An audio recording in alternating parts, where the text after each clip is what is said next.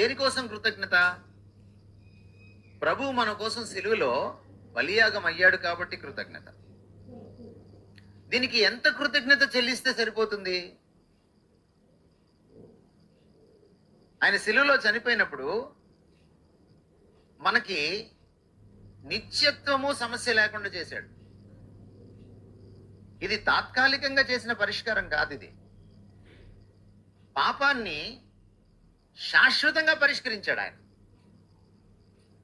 ఈరోజు మీరు ఏ మతంలోకి వెళ్ళినా, ఏ మత గ్రంథాలు చదివినా, ఏ గుళ్ళకు గోపురాలకు వెళ్ళినా మీకు కనపడే పెద్ద సమస్య ఏమిటంటే పాపమే.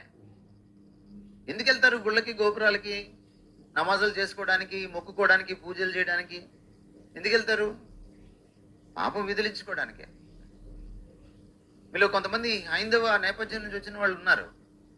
మీరు దేవాలయానికి వెళ్ళి ఏం చేస్తారు? ఇలా అనుకుంటారు కదా, చెంపకు కూడా తగలకుండా లెంపలు వేసుకోవడం మనకే వచ్చింది, అది ఇంకెవరికి రాలేదు. మామూలుగా మీరు పాపం చేస్తే ఏం చేయాలి? లాగి ఒక లెంపకాయ కొట్టుకోవాలి కదా దేవుడి దగ్గర. కానీ చెంపకు కూడా తగలకుండా లెంపకాయ వేసుకునేటువంటి అద్భుతమైనటువంటి విషయం కనుక్కున్నాం మనం. ఏంటి, ఎందుకు లెంపకాయ వేసుకుంటున్నాం మనం అక్కడికి వెళ్ళి? పాపమే మన దేవుడి సన్నిధి తీసుకెళ్తుంది, దాన్ని కడుక్కోవడం కోసమే కదా. దానికి ఈయన ఒక్కడే శాశ్వత పరిష్కారం ఇచ్చాడు.